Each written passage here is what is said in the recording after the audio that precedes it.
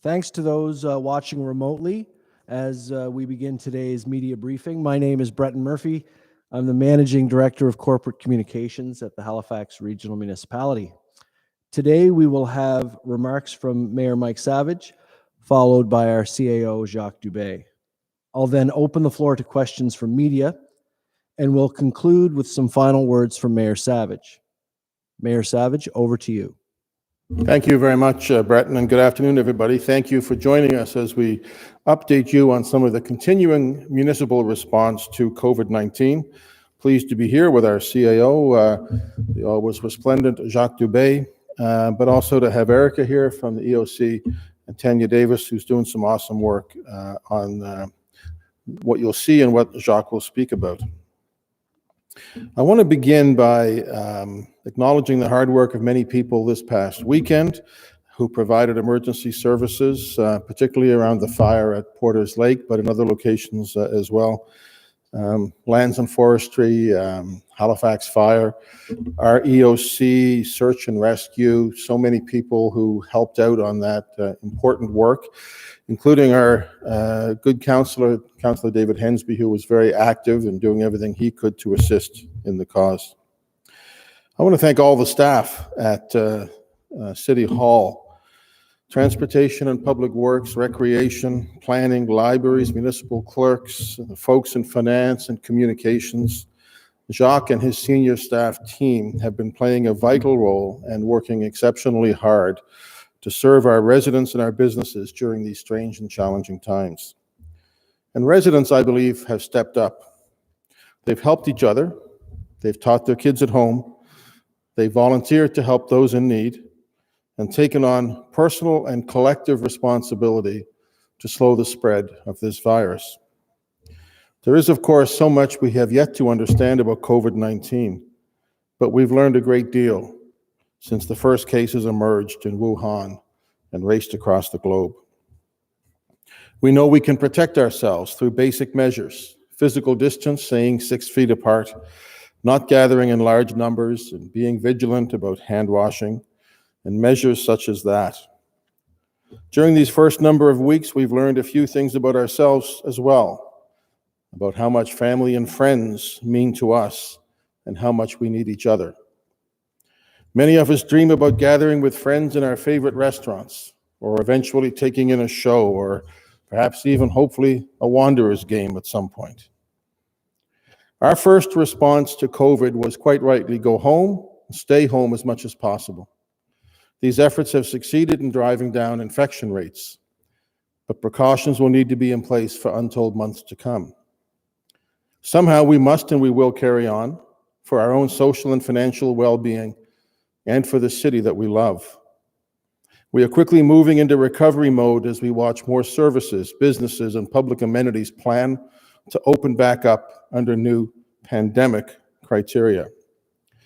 To that end, we must adapt civic spaces to the circumstances in which we find ourselves. Along with the direction of Dr. Strang, we have reopened parks and trails and beaches, and now we're going further. Today, we want to share with you how we continue to develop and adopt our municipal resources, including the Halifax Mobility Response Streets and Spaces Plan to adjust streets, sidewalks, bike lanes, and the like. In consultation with business improvement commissions and others, we will implement short, medium, and long-term temporary adjustments to the transportation network as part of the collective effort to keep the city moving while working to reduce the spread of COVID-19. Jacques will provide more details around the first phase, the widening of sidewalks on Spring Garden and Quinpool Road and other improvements for pedestrians. I want to commend our staff for their continued work on this, and I look forward to more initiatives to make it easier to move throughout the city and to provide additional space for patio expansions, for bars, and for restaurants. I want to acknowledge the hard work of Tanya Davis and her team, working closely with the business improvement districts and other businesses. And I know, and I encourage her, and I know that she will be bold, have new ideas, and be creative in how we support businesses and bring back our main streets. This is Halifax. We're known for our welcoming nature. As we move into a new phase, let's be true to ourselves and kind to each other as we find new ways to enjoy our city. We continue to work closely with Wendy Luther and her team at the Halifax Partnership and the Board of Directors and investors as they craft a broad economic recovery plan for the region. Similarly, Discover Halifax, working closely with the Provincial Tourism Agency, Ross Jefferson has done great work to further examine the tourism industry's short, medium, and longer-term recovery. Common to these efforts is a need to support our local businesses as much as we possibly can, whether that means a summer staycation, weekly takeout, or just a simple buy local pledge. As many of you know, Council continues to debate a radically recast budget, attempting to strike an appropriate balance between restraint, borrowing, and turning to rainy day reserves. It's our intent to keep the economy flowing as much as we can through capital works and procurement. We will participate to whatever degree possible in stimulus programs with the federal and provincial governments with our list of shovel-ready projects. And we will continue to make crucial and critical investments in infrastructure that underpin the economy and are the hallmarks of a modern city, including transit, active transportation, and the environment. But make no mistake, our ability to contribute to the strong economic recovery that we need in the Halifax region and for the province would benefit greatly from provincial and federal support. Discussions continue on both of these fronts, but it is time for movement. Mayors across the country are united in the push for direct federal funding to municipalities for COVID recovery, including money to stem the bleed in public transit, as well as a flexible allocation directly to municipalities. Municipalities are the government closest to the places where people live and do business, and we're in the best position to deliver stimulus to the front lines. Over the past 2 weeks, we have been discussing our budgets, and I want to say again how proud I am of our staff. They have done their work, and they have done it well. Council is now doing our work. We had 4 meetings last week on budget, and I think 3 the week before that. Council not only has the right, but the responsibility to answer questions, look for information, and debate solutions, and that's what we will do. I want to acknowledge one specific initiative that came to my attention this morning, which is on Quinpool Road. The Quinpool Road Business Improvement District under Carla Nicholson has been a leader through COVID, setting up their virtual shopping mall, and now working very closely with Councillor Sean Cleary. They have set up a new plan on Quinpool called This is Quinpool, which is signage and streetscaping and will dovetail very nicely with the work that our team is doing to open up streets. So congratulations to the Quinpool Road bid and really all the bids who've been very active and coming up with new solutions as we go through COVID. We will continue the work with Council, with our colleagues at the Nova Scotia Federation of Municipalities, the Federation of Canadian Municipalities, and the Big City Mayors Caucus to press our issues and to be prepared for the opening, understanding that we are in this together. We need to stay that way, and we need to keep focused on the long-term interests, on the health and the economic well-being of all of our cities. Thank you very much. Merci beaucoup. I'll ask Jacques to say a few words. Thank you very much, Mayor Savage. Merci beaucoup, Monsieur le Maire. I certainly want to thank you for your leadership and all the members of Council for the excellent work and collaboration in leading the municipality through these times. Certainly, I also want to start today by commending Halifax Regional Fire and Emergency for their tremendous work this weekend during a very scary time for residents of the Porters Lake area. Now, I spoke a number of times with the Chief Stubing over the weekend, and certainly again today, he asked that I share his sincere thanks to his team, including career and volunteer firefighters, logistics staff, and senior officers, as well as ground search and rescue, emergency management volunteers, the RCMP, Department of Lands and Forestry, and several other provincial departments whose collaboration was critical to successfully fighting the fire. Crews spent all weekend battling a wildfire in the area, and I'm very pleased that residents have been able to return safely to their homes after Saturday's evacuation. We want to thank the province for all their efforts this weekend and every day for being a strong partner throughout that event and all the work that we're doing collaboratively together as we move through the recovery phases of COVID-19 and responding to incidents like the one that occurred this weekend. Residents will be notified if there are any changes to the status of the fire, and we thank everyone for their cooperation this weekend. That situation was difficult, and it's difficult during the best of times, but there's certainly an increased level of stress due to COVID-19, and we all understand that. So we encourage any resident in the municipality in need of support to contact one of the many services available to you through the province of Nova Scotia. I'd encourage you, if you need assistance, to visit novascotia.ca/coronavirus for phone numbers of people standing at the ready to help you. I also want to thank all the healthcare workers who are not only helping us on the front line, but are also there to support our mental health. On behalf of all of us at HRM, thank you very much. In relation to updates at HRM, I want to thank everyone across the municipality for their dedicated efforts to help reduce the spread of COVID-19. As restrictions continue to be lifted and our new normal as a community appears, we must keep the following guidance of public health. Excuse me. Now I would like to update you on several initiatives and service adjustments as we move into the beginning of the COVID-19 recovery stage. As the mayor mentioned, we're in budget discussions right now as well. And while we look towards next steps, municipal staff and regional council have continued those discussions regarding a revised budget, taking the financial implications and impacts of COVID-19 into account. That discussion started on May 12th, and meetings will continue over the coming days. And I want to personally thank Mayor and Council and staff across all business units for their diligence throughout the revised budget process. Your ability to adapt and guide your teams through this unpredictable time has been exceptional. The decisions that have been made to date have not been easy and have not been taken lightly. However, these decisions will put the municipality in a position of financial resiliency and stability as the effects of COVID-19 continue to impact our municipality, our region, and our province, and no doubt our country. There is one more virtual special budget meeting scheduled tomorrow before the final budget is presented to Regional Council on Tuesday, June 9th, and we will meet as necessary with Council in order to try to land the budget on June 9th. So once those discussions have finished, we will have a clear path forward and a clear picture of the impacts to capital and operating budgets. As the mayor mentioned, we are looking at Halifax mobility response, and this is related to streets and spaces within the municipality. We continue to plan for the first stage of recovery, and we have been planning safe ways to help reopen our economy for some time now.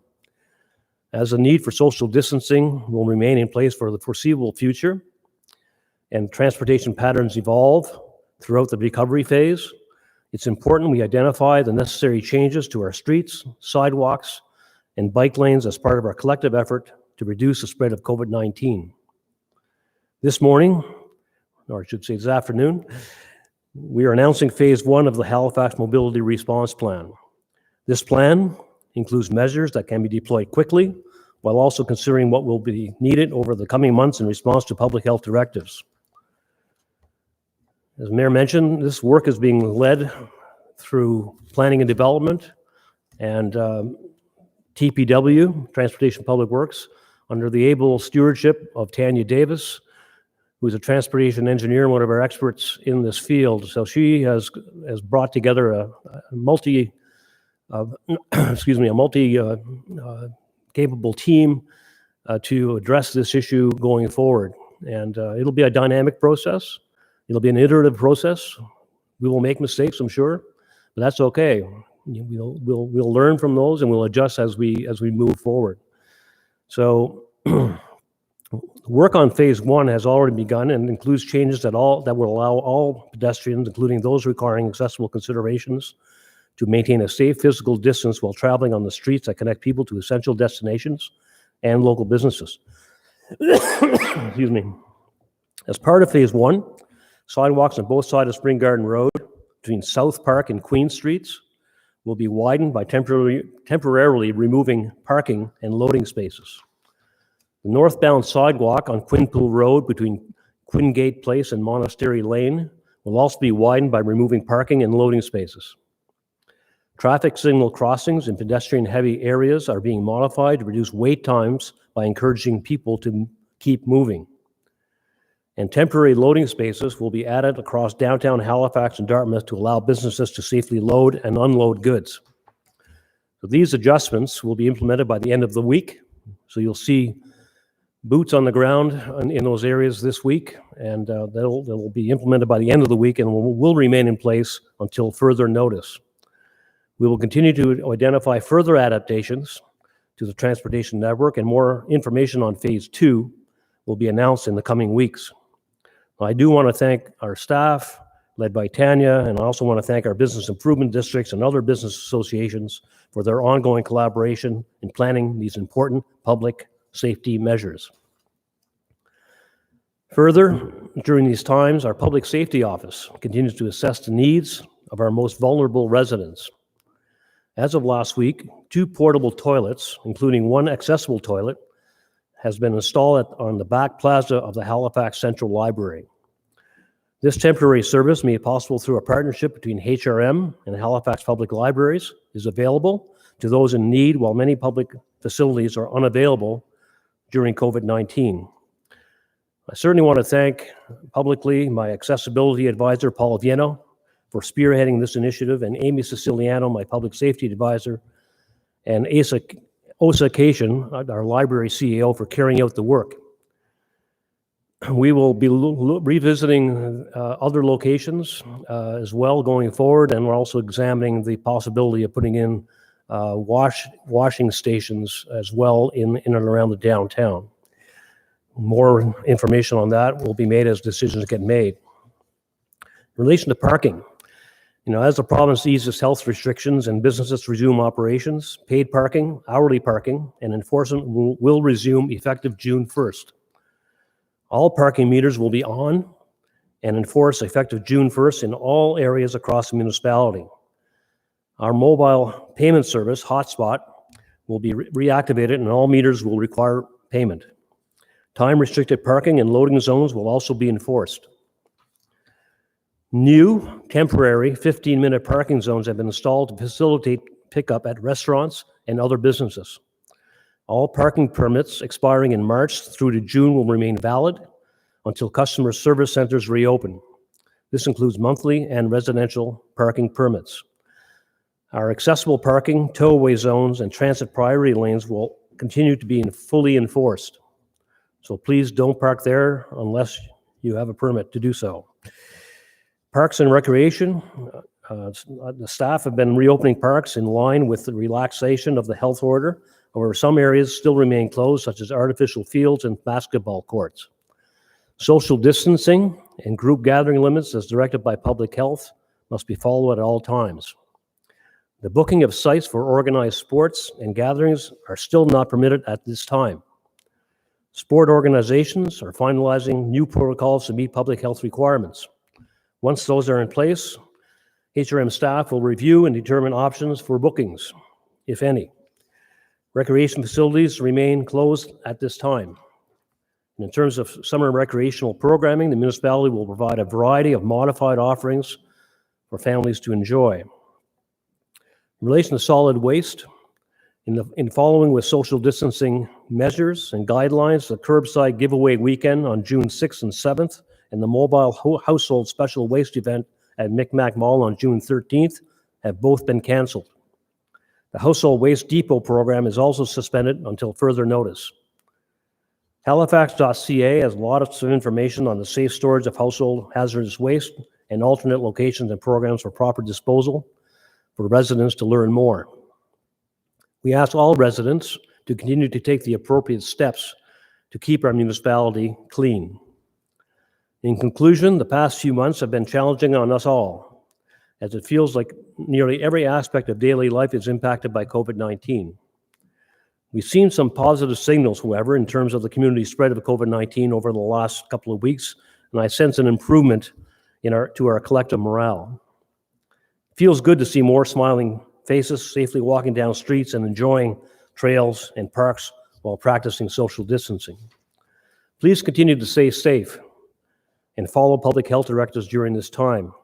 We made a lot of progress, and we don't want to take any steps backwards as we continue through the recovery phases.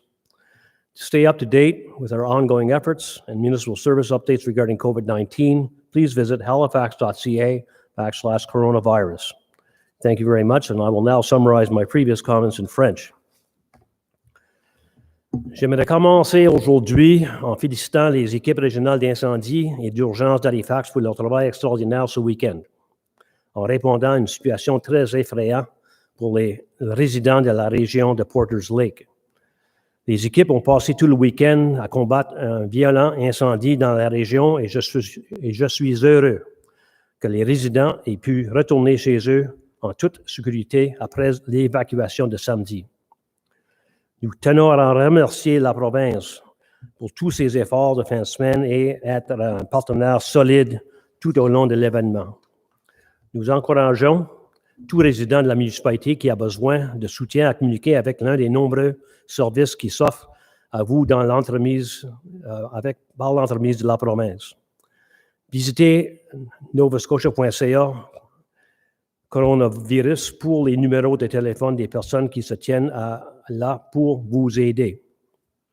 Je tiens également à remercier tous les travailleurs de la santé qui non seulement nous aident en première ligne, mais qui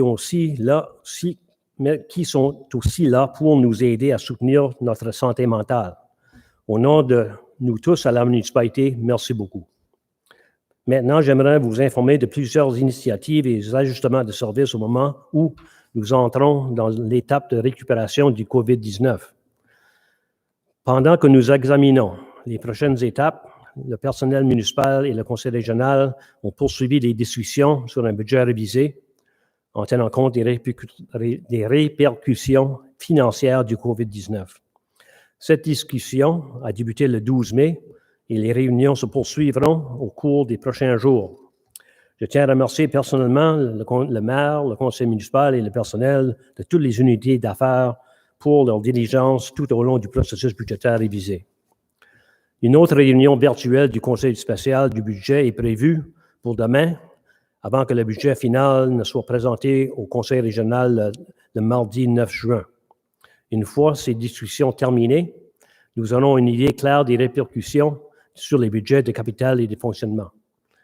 Comme le besoin, la distanciation sociale demeurera en place dans un avenir prévisible et que les modes de transport changeront tout au long de la phase de rétablissement, il est important d'identifier les changements nécessaires à nos rues, trottoirs et pistes cyclables dans le cadre de nos efforts collectifs visant à réduire la propagation du COVID-19. Cet après-midi, je dois dire, nous annonçons la première phase du plan d'intervention en matière de mobilité d'Halifax. Ce plan comprend des mesures qui peuvent être déployées rapidement tout en tenant compte de ce qui sera nécessaire au cours des prochains mois et en réponse aux directives de santé publique. Dans le cadre de la première phase, les trottoirs des deux côtés du chemin Spring Garden entre les rues South Park et Queen seront élargis en enlevant temporairement les places de stationnement et de chargement.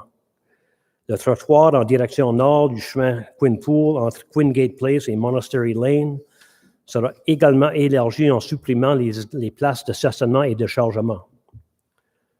Les passages à niveau des feux de circulation dans les zones piétonnes sont modifiés afin de réduire les temps d'attente et encourageant les gens à continuer à bouger. Des espaces de chargement temporaire seront ajoutés au centre-ville d'Halifax et à Dartmouth afin de permettre aux entreprises de charger et de décharger des marchandises en toute sécurité. Nous continuerons d'identifier d'autres adaptations au réseau de transport et de plus amples renseignements sur la phase 2 seront annoncés au cours des prochaines semaines. Pendant ces périodes, notre Bureau de la sécurité publique continue d'évaluer les besoins de nos résidents les plus vulnérables. En date de la semaine dernière, 2 toilettes portatives, dont une toilette accessible, ont été installées sur le patio arrière de la Bibliothèque centrale d'Halifax. Ce service temporaire, rendu possible grâce à un partenariat entre la municipalité régionale d'Halifax et les bibliothèques publiques d'Halifax, est offert aux personnes dans le besoin, tandis que de nombreuses installations publiques ne sont pas disponibles pendant la COVID-19. En ce qui a trait au stationnement, tous les parcomètres seront allumés et appliqués à compter du 1er juin dans toutes les régions de la municipalité. Notre service de paiement mobile Hotspot sera réactivé et tous les compteurs devront être payés. Les zones de stationnement et de chargement limitées dans le temps seront également appliquées. De nouvelles zones de stationnement temporaire de 15 minutes ont été installées pour faciliter les ramassages dans les restaurants et autres commerces. Tous les permis de stationnement expirant de mars à juin demeureront valides jusqu'à ce que les centres de service à la clientèle rouvrent. Cela comprend les permis de stationnement mensuels et résidentiels.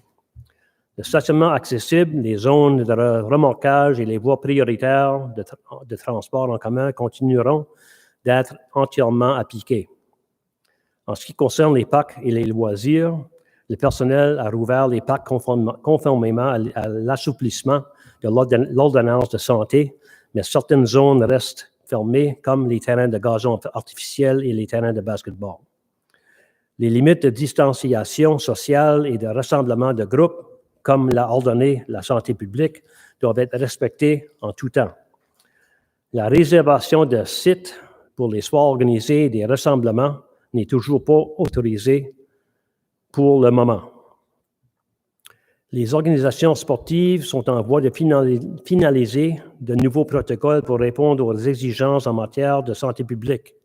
Une fois ces mesures en place, le personnel examinera et déterminera les options de réservation. Les installations récréatives demeurent fermées pour le moment. En ce qui concerne les programmes récréatifs d'été, la municipalité offrira une variété d'offres modifiées aux familles. En ce qui concerne les déchets, en respectant les mesures de distanciation sociale, le week-end Curbside Giveaway du 6 au 7 juin et l'événement Mobile Household Special Waste au Micmac Mall le 13 juin ont tous deux été annulés. Le programme de dépôt spécial de déchets ménagers est également suspendu jusqu'à nouvel ordre.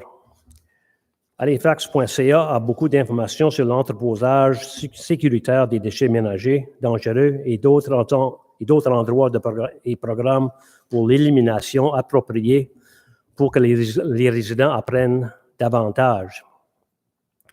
S'il vous plaît, continuez à rester en sécurité et suivre les directives de santé publique pendant cette période. Nous avons fait beaucoup de progrès ensemble et nous ne voulons pas prendre de recul alors que nous poursuivons les phases de récupération. Pour rester au courant de nos efforts continus et des mises à jour des services municipaux concernant le COVID-19, veuillez visiter halifax.ca coronavirus. Merci beaucoup. Ready to take questions. Thank you very much to the mayor and the CAO for your remarks. We'll now begin the media Q&A portion of the briefing. We have a number of media outlets on the line. I'll call upon a reporter from each outlet who can ask one question and one follow-up question. So we're starting off with Cassandra Nadeau-Lamarche with Radio-Canada. Cassandra, do you have a question? Yes, I'm guessing you want me to ask it in French and English? If you could ask in English, that would be great, and then Jacques could also provide the response in both English and French. Okay, great. So you said that this is phase one of the mobility response plan. What kind of other measures could be added in the next phases? Do you mean like other streets could be added, or other measures, different measures could be taken? Yes, thank you very much for that question. Certainly all options are on the table. We've priority areas, namely Spring Garden Road and what's the name of it? Quinpool Road have been identified as priorities. We'll be looking at all other all streets that, certainly working with the BIDs, the Business Improvement Districts, responding to their suggestions. We'll be doing that. We'll be looking at other efforts in relation to public spaces. There's been some call, for full street closures, for example. There may be some suggestions around other public spaces, including parks and things like that. So, we're going to look at all those and bring forward solutions in consultation with all our business partners and community groups. If I could just speak to that too. Good. So this plan does a number of things for us. I mean, first of all, it will help some of our main streets and the businesses on those main streets, particularly in the hospitality area. It'll help them to maximize the revenue when they come back. Secondly, it will contribute to physical distancing, sort of increase the capacity of some of these establishments, which I think is very important. It's also going to increase the vibrancy of the city. There's a certain thing we expect in the city of Halifax, and that's not just Halifax, that's Dartmouth, that's Bedford, that's Sackville, it's, the energetic places of Spryfield and Fairview and Porters Lake and Musquodoboit Harbor, all these areas which have life. And I think it's really important as a city that we're open to ideas from the BIDs. And that's one of the things that most excites me about the work that Tanya is doing, is discussing it with all of these folks, finding out maybe what makes sense to them, seeing what we can do, what we can't do. It requires some investment for sure, Jacques, that we're going to make and have made already. But really, it's also going to just require a lot of creativity and thought. And so this is something that Council, I think, is very supportive of. We've seen a motion from Councillor Clary that was supported by Council some time ago on that's similar to this, but certainly specifically around helping our businesses come back when they're allowed to open. We want to be a partner. What the mayor said, we've been looking at this for quite some time now, certainly well before the declaration of the state of emergency in Halifax and Nova Scotia. We've had to acquire certain things. So we've gone out, more recently, we acquired, about $65,000 worth of pylons, barricades, and such tools that would help us actually implement some of these things. You'll also see that we're also rolling out some of our permanent infrastructure. If you've been out and about on Hollis Street lately, you'll see some of our permanent infrastructure being installed. So we're not slowing down on the permanent infrastructure either. We were lucky to get some federal provincial funding for a AAA bike network. We're planning on implementing that as we move forward. And this is all part and parcel of that. These temporary measures will be put in place and will be a great opportunity. COVID-19 is a pandemic and a serious crisis, but with crisis comes opportunity, and this is an opportunity to, as the mayor points out, to do some interesting things and explore things. And as I mentioned in my opening comments, will we make mistakes? Sure, we'll make a few mistakes. But look, we won't be further. You never make a mistake because you haven't been trying. Right. So if you try, you'll learn, and we'll get a made in Halifax solution to this temporary infrastructure that we need to put in place now. And Jacques, as this was a question from Radio Canada, would you be able to provide a summary in French as well? Sure. Alors, la question était, est-ce qu'on préconise d'installer d'autres mesures autres que la Quinpool Road et Spring Garden Road? Définitivement. C'est seulement un début. Ça fait depuis quelques mois qu'on examine cette possibilité, qu'on savait que au début de l'année, il aurait fallu qu'on regarde cette situation. Alors, tout est ouvert. On a identifié des priorités. Vous allez voir, cette semaine, les installations se poursuivent. Et avec le temps, d'ici quelques semaines, on va annoncer d'autres installations, d'autres mesures.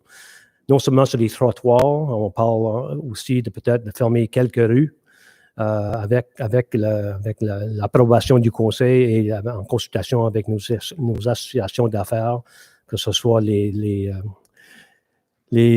ceux et celles qui existent au centre-ville de Dartmouth et d'Halifax, mais aussi dans les régions telles que Sheet Harbour, Musquodoboit Harbour, etc. Alors, on regarde ça en termes de toute la municipalité et on va travailler avec les gens en place pour faire certain qu'on fait des bonnes choses. On va apprendre en mesure et on changera aussi nos approches basé sur l'expérience on va accueillir dans les prochains jours et semaines. Merci. Thank you. Cassandra, do you have a follow-up question?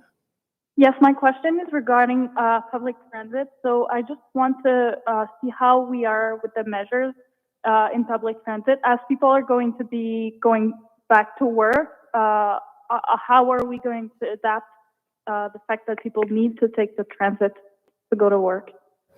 Yeah, thank you for that question. We have, put in place a number of measures in our buses and in our ferries. We intend to keep those distancing measures in place on our ferries and in our buses as the economy reopens, subject, of course, to direction from public health. So, as you know, we blocked off seats. We're in the process of installing guards for the plasticized guards to protect our drivers, for example, in our buses. And as we roll that out, we'll continue to do that, and it'll all be subject to direction we receive from public health. We have no plans to remove any of those measures in the near term. We know that we'll end up having to certainly increase the number of buses on the streets as businesses reopen and demand is increased. We'll have to have more buses on the roads. We really don't want to be in a position to leave people at the curb. It has happened already in certain routes, even with fewer people reporting to work. So we're very mindful of that, and we're putting in plans. Dave Regie and his team, Producer Hughes at Halifax Transit, Bill Cutler and that whole entire team are doing a great job adjusting and adapting to the situation, and we will certainly adapt as more people start to use the service. We've our ferry ridership is down about 92%. Traditional buses are down by about 85 or 86%. Over the last week, we saw a slight uptick in usage by marginal percentages, by 1 or 2% on each side. But as you can appreciate that as the economy opens up, there'll be more demand, and we'll be there ready to serve our customers. Thank you. If I could speak to that, Breton, just very briefly. All cities are trying to figure out the future of the short-term and mid-term future of public transit. We will continue to invest in our public transit system. It's important to us, but it also is going to make it more important that we look at other ways of allowing people to get to and from where they work, for example, whether it's better pedestrian access or cycling, because we know that some people will be nervous in the short term in spite of all the measures that we've taken. So it'll be a holistic response, and I think very much in line with our integrated mobility plan, which is designed to change the modal shift of how people travel in the municipality. La question, est-ce qu'on va continuer à prendre des mesures pour assurer la distanciation dans nos autobus et nos navires? La réponse est oui. On s'attend que quand l'économie s'ouvre un peu par peu, d'ici quelques mois, la demande sera plus forte pour les services de transport en commun. Alors, on va maintenir les changements qu'on a mis en place. On est en train maintenant d'installer des barrières pour protéger nos conducteurs d'autobus. Ça, c'est une chose nouvelle qu'on va faire pour assurer qu'on peut faire la collecte des frais pour des passagers d'une façon sécuritaire. Alors, la réponse, oui, on va maintenir la distanciation à l'intérieur de notre autobus. Je dois mentionner par contre que c'est la distanciation de 6 pieds ou de 2 mètres n'applique pas aux autobus nécessairement selon les ordres de la province, mais on a quand même bloqué des sièges à l'intérieur des autobus ainsi que sur nos navires. On s'attend de continuer dans les prochains mois, donc l'économie s'ouvre un peu par peu. Merci. Next, I'll ask Zane Woodford from the Halifax Examiner to ask a question. Zane? Hi there. I'm wondering if there's any cycling infrastructure as part of the work on Spring Garden and Quinpool, and if not, why not? Thanks for that question. We are looking at expanding the sidewalks on one side, I believe, in that area. I can't really make a comment, Zane, right at this time about the availability or space for bike lanes, but we're certainly looking at that very seriously. Could I also just speak to that? And Tanya could better answer some of these things. This is moving very quickly. We're taking steps forward as we go, as quickly as we can. Certainly, cycling is a huge part of our plan going forward. Zane, as you know, we had the $25 million investment in cycling infrastructure, including the McDonald Bridge bikeway, which is very important. And at this point in time, as I said earlier, cycling is going to take on even more importance. And I know that Tanya and her team will be looking at that. And it may not be perfect as we go along, and Jacques has to manage these things. From a mayor's point of view, let me just tell you that mistakes in the advancement of innovative thinking will get a smile from the mayor. And we have to understand that not everything will be perfect, but we're going to make it better, and we're going to make it better for life during and after COVID, and cycling will be a big part of it. Zane, do you have a follow-up question? Yeah, I'm wondering when phase 2 will be announced and when phase 2 would be implemented. Phase 2 will be announced likely within a couple of weeks, and implementation, when we announce it, you can be sure that the implementation will follow very quickly behind that. I can't give you any specific dates at this point because the work is in progress, but we'll certainly make everyone aware once we make the final decision. Thanks. Next, I'll ask Pam Berman from CBC to ask a question. Pam? Hi. In other places, other cities, they've closed as much as 10% of their streets to accommodate for social distancing and for, to help businesses still have room for people to kind of come and mingle. I'm wondering how, to what extent, you said you were considering street closures. I'm just wondering to what extent you're considering street closures and where and what areas you're thinking of. I mean, the only one I think would be easy to do would be Argyle, but I'm just wondering to what extent street closures are a factor in these in the future phases. Thank you for that question, Pam. We haven't looked at this question from a set percentage. We were looking at this question from a public consultation perspective with the bids, right? So we're looking at it in that light, saying what makes sense to the businesses. We need to make sure that whatever we do doesn't create harm. It's actually something that'll be acceptable to the business community and is workable and operable from a movement of people and goods perspective. So certainly street closures are a factor. I think you're right. Argyle Street could be a very much a targeted area. Again, that'll only be done with the consensus of the businesses in that area.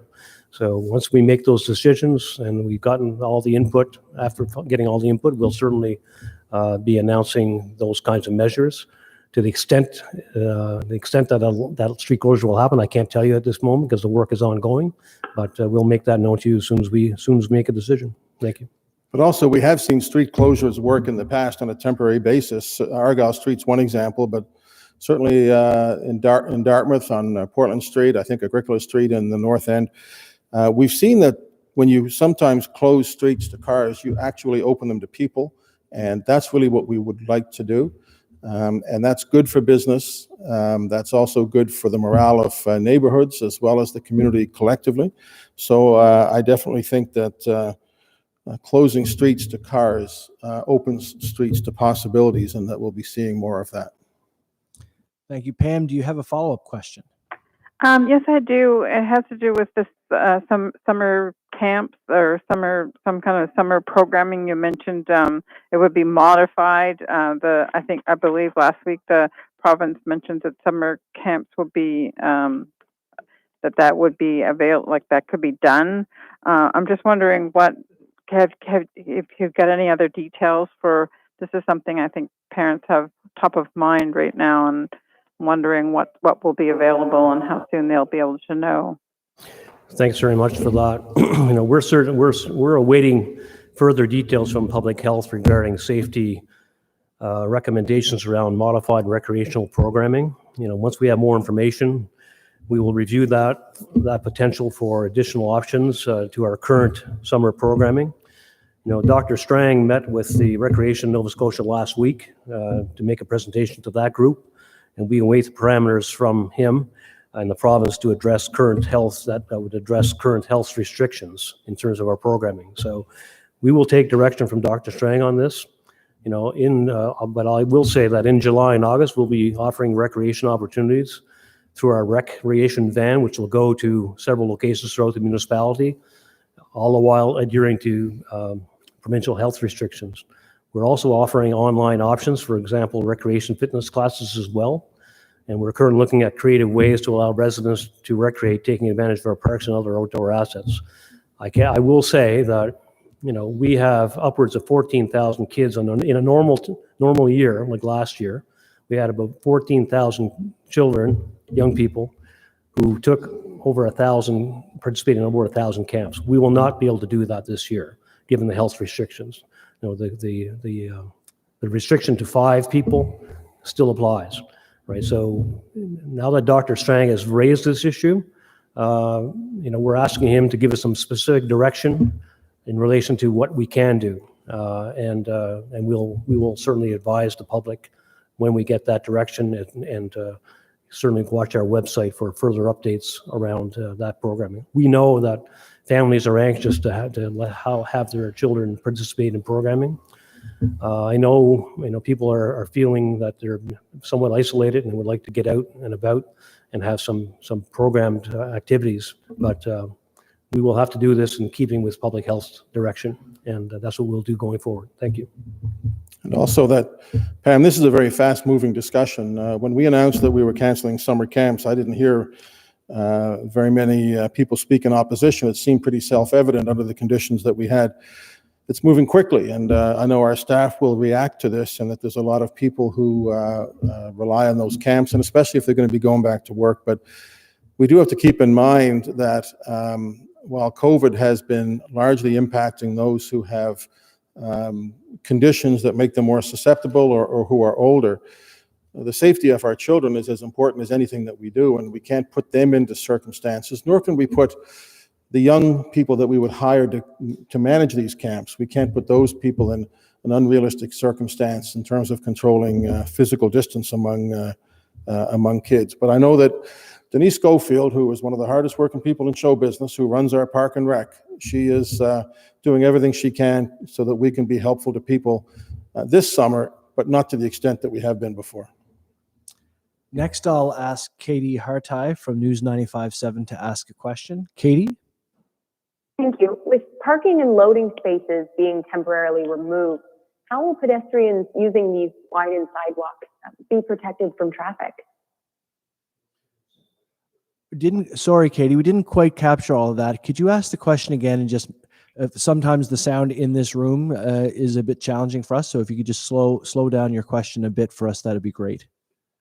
Yeah, that's not a problem. I'm just essentially wondering how pedestrians will be kept safe from traffic. Yeah. Well, certainly, in the modification of our rights of way in terms of expanding the sidewalks, we'll be putting up pylons and barriers to provide some level of protection. Certainly ask people to be careful, obviously. Plastic pylons does not stop a 10-ton truck, right? So you need to make sure that you take reasonable precautions as individuals. However, we will have barricades up to protect people, well identified, and going forward, that's sort of what we want to do. Certainly, there will be, when you look at some of the parking zones that we're putting in place, they'll be all well identified, well marked, well enforced, and they'll remain in effect as long as we need them to be in effect as a result of COVID-19. But certainly will be, all our signage will be, you'll see this week on Spring Garden Road, for example, and Quinpool Road, the barricades that are being put up on a temporary basis that we're asking residents, drivers, and pedestrians to respect. Thank you. Katie, do you have a follow-up question? Yes, please. How will the decision made by local universities to move fall classes online impact the municipalities? Well, look, it's gonna impact. Thanks for that question. It's going to impact us in significant ways. Certainly, the business community, and many of the folks that are going to university will not be here. Going down to universities here, they'll be somewhere else. So they'll not be spending money in the community. So there'll be a significant economic impact on retail, on our entertainment sector, on apartments, in the accommodation sector. For HRM, it'll have a significant impact in relation to our transit system, because many students use our transit system to get from point A to point B to get to classes, etc. So that's going to that'll have a significant impact on our revenue on the transit side, I would suspect. And the other thing, it'll have an impact on just the vibrancy of the community. The fact that we are a university town, and it's palpable when students arrive in Halifax in the fall. We all feel it and we all see it, and the place comes alive. So we're going to miss that this year, I suspect. And I know the mayor. I'm sure the mayor has some comments. So I know he does a lot of things to welcome students here, and that we'll likely miss that too, right, this year. So, Mr. Mayor. Thank you. Thank you for the question, Katie. Look, one of the greatest, if not the greatest strategic asset of our city is our schools, our universities, our community college, and our private colleges. Last week, on a regular call that we have with the Halifax Partnership, we heard from a number of the presidents of these institutions about the impacts they have. They're significant in terms of the revenue to themselves, in terms of the vibrancy for the city, in terms of how it affects immigration. Halifax has grown over the last number of years, in large part because of immigration. It's added to our prosperity. It's added to the vibrancy of the city. It's employed people. It's created jobs. And it's made a big difference. And we need to make sure, first of all, that we come out of COVID with the same approach to immigration that we went into it, which is we welcome it and we recognize that it is a wealth creator for us, and also it enhances the quality of our life. And our universities are very important for that. So there will no doubt be differences. We're not going to be able to have the mayor's welcome reception for international students, I'm sure. We're not going to be bringing large numbers of people together. And as the universities determine how they're doing their courses online, or not, they face big challenges, and we will work with them because they are very important to us, just as I think the city of Halifax is to them. Next, I'll ask Alicia Draus from Global to ask a question. Alicia? Yeah, I'm just wondering, in April, the municipality laid off about 1,400 workers, and I'm just wondering if any of those staff have been rehired or are going to be rehired in the coming months. Thank you very much for that question. We had to make the unfortunate decision to lay off those folks because we had no work for them. But that decision was made prior to beaches reopening and parks reopening and those kinds of things. So some of those, I can't tell you the exact numbers, but some of those people are being recalled to come back to work. For example, lifeguards at beaches who we hire on a seasonal basis. Some park staff that we had to lay off. Now that we've reopened parks, we have to have them back to support the park operations. So yes, we are recalling some of those people. Alicia, do you have a follow-up question? Yeah, as we start to, start charging again for parking as of June 1st, I'm just wondering if there's any plan or time frame for when you guys might do something similar for transit. So I think the question is, with the parking meters being turned on June 1st and starting to charge for that again, is there timing around transit? We haven't set a date. Thank you for that question. We haven't set a date on transit yet, but because we're in the process of installing barriers to protect the drivers. These are plexiglass barriers that are being installed. We had to get approval from the utilities, the UARB, the Utility Review Board, to make sure that that we were complying with all the regulations. Now that that's in place, we're installing them. And so I suspect that it'll take us probably till the end of June, perhaps into July, before we actually finish that work. So our hope is that sometime this summer we can then start collecting transit fees again. But right now, we're not doing so until we have all those improvements put in place, and we have some meaningful conversations and discussions with our employees and the collective bargaining unit and make sure that everybody's on side. Next, I'll ask Samantha Long from All Nova Scotia to ask a question. Samantha?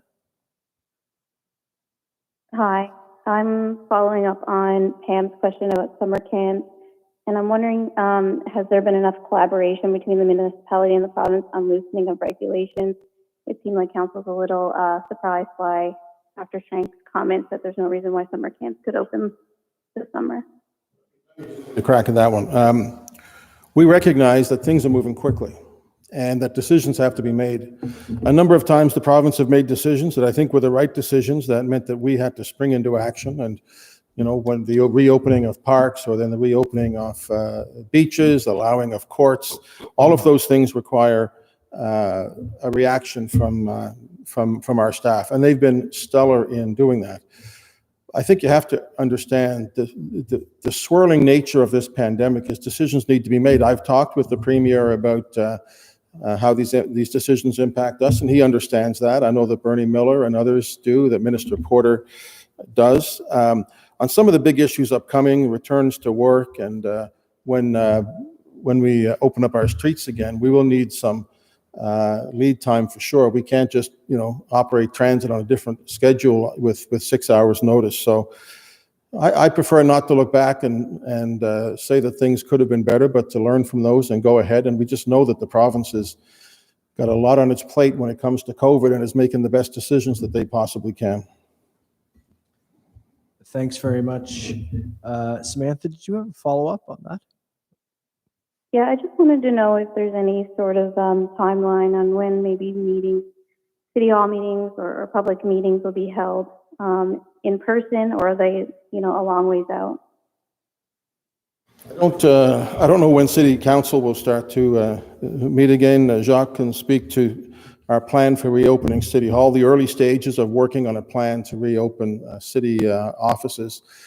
It would be, in my view, it would be difficult to have a council meeting unless we put up some kind of barricades between councillors. It's not really conducive to physical distancing, and then to have people in the gallery and media and things like that.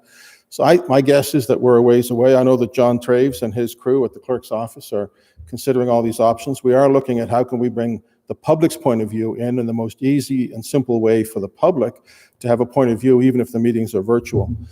Jacques, is there anything else you'd add to that? Yeah, we currently have no plans to have in-person council meetings in the near future for the reasons the mayor talked about. We're also starting to stand up a lot of committees, you know, putting priority on some of the community councils and those kinds of things. We're also we put in place measures to allow for public participation in terms of planning matters, for example. And a variety of important committees like the Heritage Advisory Committee and those kinds of committees that need to continue to, so that the economy projects can keep moving forward, so the economy can keep moving forward. So we're putting priority on those. As far as opening City Hall, you know, we are taking this matter fairly seriously. We are working on a plan right now to sort of reopen City Hall in a limited way. And we're also working, Erica Fleck, who's our Assistant Chief Associate responsible for emergency management, and her team at the EOC are working on business continuity plans and business impact plans to address the reopening as we deem appropriate going forward. You know, this is not going to be a rush to get people back to work into HRM, into their offices. We understand the need for social distancing. We understand the need to prevent community spread and do our part in doing that. Where it's appropriate, we will bring people back where people feel safe and that business unit directors feel that they can accommodate that. But there won't be a mass return to work at HRM. You know, right now we have somewhere around 1,200 people working from home. That's actually working very well. You know, many councillors are working from home, you know, senior staff across the organization. Certainly doesn't apply to many of the frontline workers who are brave and courageous and working out there to protect us and do the necessary work that's out there. But certainly, we will look at it on a case-by-case basis and bring people back on a gradual basis as appropriate, subject to public health orders. Let me just say too that in terms of council meetings, the council have adapted very well to the technology that we've used, Microsoft Teams. It's done very well. Staff have done very well. And I want to just take this opportunity to thank the staff in the clerk's office. So folks like Cheryl Murphy and Laura Lewis and Liam and everybody who have made this as seamless as they have in producing these council meetings. They take great pride in that.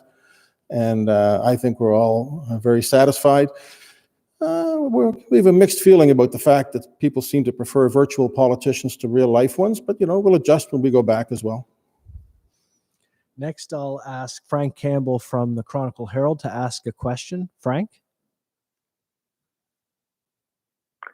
Hello. So tomorrow, council will address relaxing fees for sidewalk cafes. And I assume that having sidewalk cafes might allow businesses, particularly restaurants and bars, to open earlier. Do you have a sense of what increase is expected in the number of businesses that will want to provide those patio services? Well, I think our business community, our entertainment districts are very vibrant, and the fact that we have outdoor patios under normal circumstances is very welcome and very well used by residents and visitors alike. So it's sort of part of the signature of Halifax and Dartmouth that we have those kinds of things here, right? And they're very exciting to see. Generates a lot of interest in the community and a lot of usage. The extent that sidewalk cafes and patios will reopen is little unknown at this time. I think many of them are anxious to do that. I've spoken personally to a number of restaurants who have large patios and are anxious to reopen, even at 50% capacity. So many of them are telling us that if they can get some patio space and more patio space than they normally would have, and we're more than willing to look at that, see where it makes sense, that it won't impede traffic or wherever, it doesn't have an impact on others, we'll certainly look at that. So, I think there's a certain amount of anticipation and excitement in the air that we can get some patios open using social distancing, that some cafes and restaurants will reopen on that basis. Some may decide, sorry, there's not enough space there, and it's not viable for me, and I'll just continue to do a takeout service or whatever. But I know a lot of people have spoken to me, a lot of business owners that said we're anxious to get the patios open. But again, it has to be directed by public health, and they need to follow their guidelines and their directives. But looking forward to the day we can all enjoy a patio. And I would say this is something I felt very strongly about from the very beginning when we started, when we entered COVID, was what's it going to look like coming out? We want the bars, we want the restaurants, we want the cafes, the coffee shops, we want, the little kitchenettes to be able to be successful. And I think that eliminating fees as much as we possibly can is a really important part of that, as is all the work that Tanya and her team will be doing to animate our streets. And people think about Argyle Street. I drive by there every day, and it's a very wistful feeling to drive by those empty patios.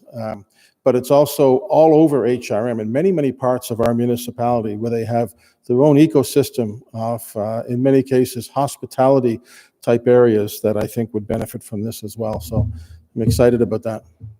Frank, Thank you, do you Frank. have a follow-up question?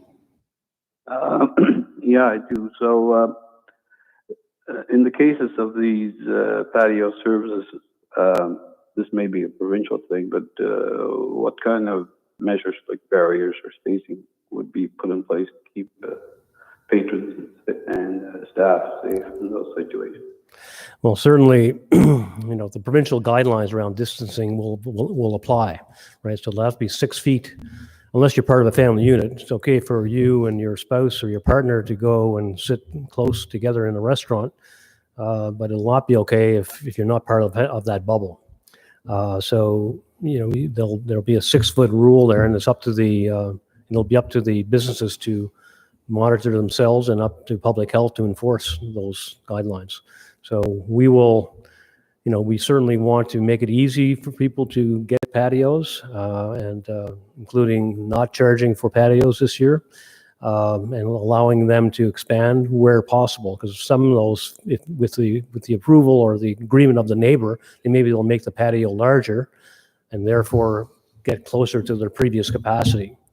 That said, you can't make the interiors bigger, right? So, there's certainly going to be reduced capacities in most areas, but patios is one way they can actually get more capacity if their space allows, by agreement with their owner and agreement with HRM that happens to be impacting our right of way.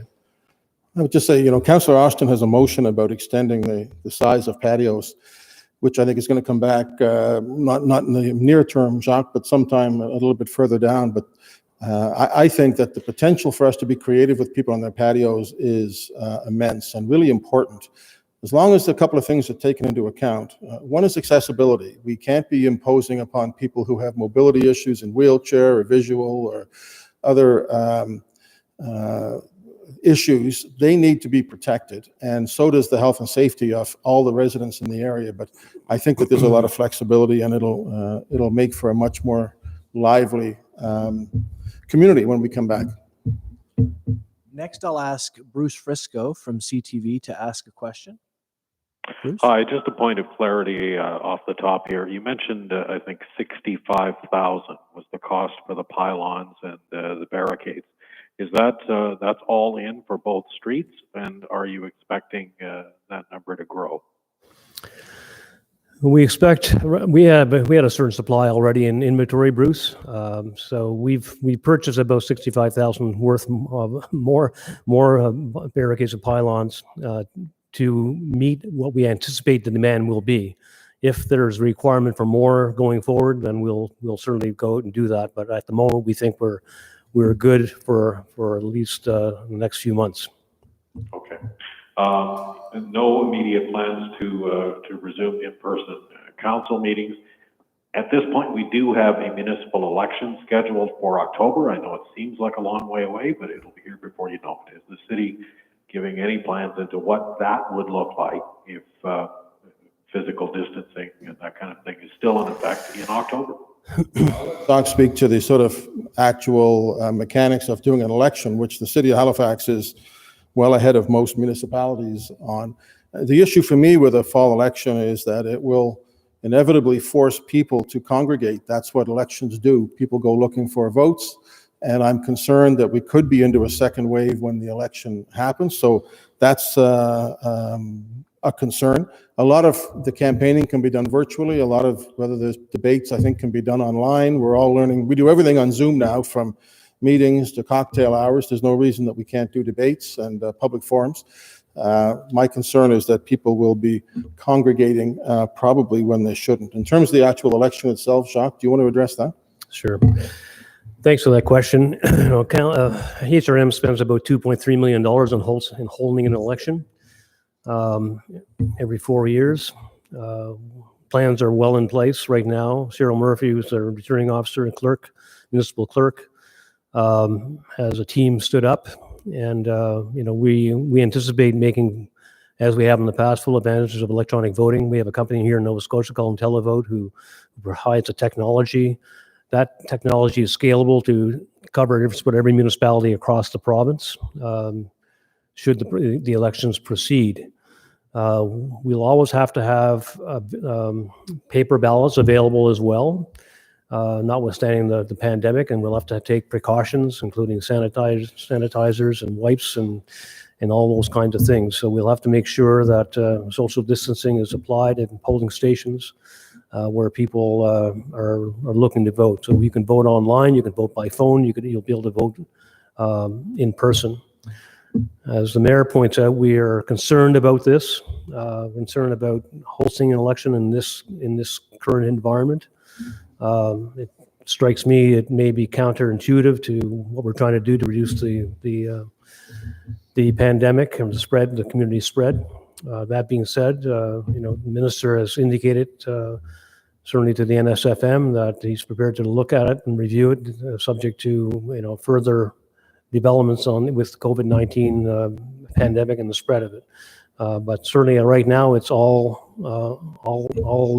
systems are go, and we're working very well right now with our suppliers and with our team to actually ensure that it's an election in October. Thank you. Thank you. This concludes the media Q&A portion of the briefing, and now I'll turn things back over to the mayor to say a few final words. Well, thank you very much, Breton. And let me thank the communications folks who are here, who've been here throughout COVID. Thank you for your great work. Thank you to our interpreters in the other room, safely distanced from us. Thank you to our comms folks. I also want to thank Erica Fleck, who is our EOC coordinator and has done really an amazing job. And she has not only this to manage, but she's involved in fighting fires and everything else that she does. So thank you to Erica. Thank you to Tanya. I'm really excited about the work that Tanya is doing. From the beginning of COVID, a lot of our thoughts have turned to those things that we can actually do something about. We follow directions on public health during the crisis, and our thoughts have turned to what happens when we come back. So the work that the Halifax Partnership and Wendy Luther and her team are doing, and the work that Ross Jefferson and his folks are doing, the work that Patrick Sullivan and the Chamber calls, 3 calls a week, have been doing, bringing people together, have been really, really important. I'm very confident that we will come out of COVID strongly. There will be uncertainties and there will be mistakes made. And I accept that that's the fact. In fact, if we don't make a few mistakes, we're not trying hard enough. And the work that Tanya and her team does is really, really important to the success of our city. We have proven that we're stronger together, whether that's 3 orders of government, whether that's political parties between political systems, whether it's businesses and labor and NGOs working together as they have. We've seen remarkable things happen, and it gives me great confidence going forward. I want to just acknowledge that today Bill Karsten announced he will not be reoffering for council. So this is the second, experienced councillor. Steve Adams announced last year that he would not be running. Both of them are very dedicated public servants. I want to acknowledge today Billy and what he's meant to me as a mayor, and I know to many others on council. He's been a tremendous leader, a real mentor.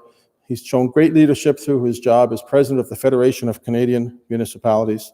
And I certainly wish he and his wife and family the very best when the time comes. For now, there's work to be done. But all of those who hope to return to council in the fall will miss Bill Karsten. And I say thank you very much, Bill.